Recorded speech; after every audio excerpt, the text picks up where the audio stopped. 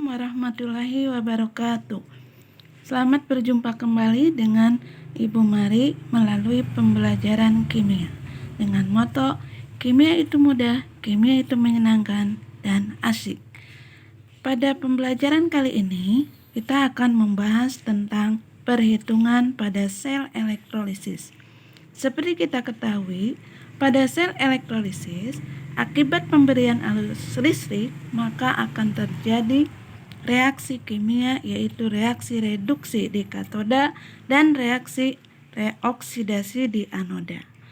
Berapa jumlah zat yang dihasilkan di katoda dan anoda, maka dikenallah hukum Faraday. Hukum Faraday ada dua. Hukum Faraday 1, yaitu yang akan sekarang dibahas. Berbunyi jumlah massa zat yang dihasilkan pada katoda dan anoda berbanding lurus dengan jumlah listrik yang digunakan selama proses elektrolisis berlangsung. Dari pernyataan ini maka muncul rumus W sama dengan E dikali I dikali T dibagi 96.500.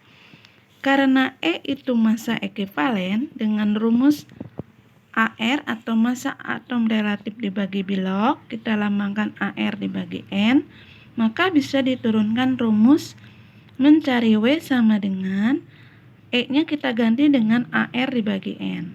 AR kali I kali T per N kali 96.500. Dengan keterangan komponen rumusnya, W adalah massa zat dengan satuan gram, E yang tadi Ibu katakan yaitu massa ekivalen, besarnya yaitu AR dibagi bilok. Bilok kita lambangkan dengan N. I arus listrik yang digunakan dalam satuan ampere dan T adalah waktu dalam satuan sekon selama proses elektrolisis itu berlangsung.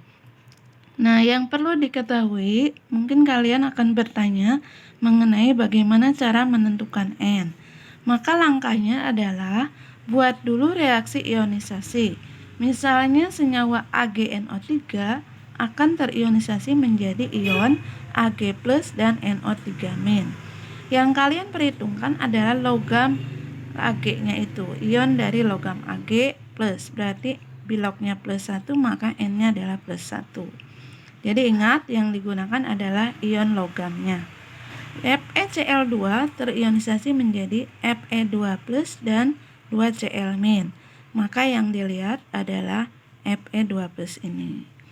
Berarti N-nya adalah 2. Sedangkan MgCl2 terurai menjadi Mg2+ ditambah 2Br-. Berarti ion Mg2+ biloknya adalah 2. Contoh soalnya, perhatikan. Misalnya arus listrik sebesar 5 ampere dialirkan melalui larutan CuSO4 selama 10 menit dengan menggunakan elektroda grafit. Berarti elektroda grafit ini termasuk elektroda iner, jadi tidak ikut bereaksi. Hitunglah berapa massa Cu yang mengendap pada katoda. Maka dari soal ini kita ketahui arusnya adalah 5 ampere, I-nya 5 ampere, waktunya 10 menit, ya, berlangsung selama 10 menit, dikonversikan ke sekon atau detik. Berarti karena 1 menit 60, maka 10 kali 60 adalah 600 sekon. CuSO4 terurai jadi Cu2+ dan SO4 2-. Yang diperhatikan adalah ion ini, biloknya 2+, maka N-nya 2. E-nya tadi adalah kita rumuskan AR per N, atau kalaupun tidak pakai ini, kita langsung ke pakai rumus yang ini. Jawabnya ditanyakan W, ya, berapa massa Cu yang mengendap, maka W sama dengan AR kali I kali T per N dikali 96.500. Masukkan datanya. Nah, ARCU diketahui adalah nanti 63,5, jadi nggak usah dihafal. ARCU adalah 63,5. Di soalnya diberikan dikali I-nya 5 ampere kali 600 dibagi biloknya 2 dan ini bilangan untuk 1 Faraday yaitu 96.500. Setelah mengalami perhitungan atau melalui perhitungan maka didapat angka 0,987 gram. Berarti ini adalah W dari Cu atau tembaga sama dengan 0,97 gram.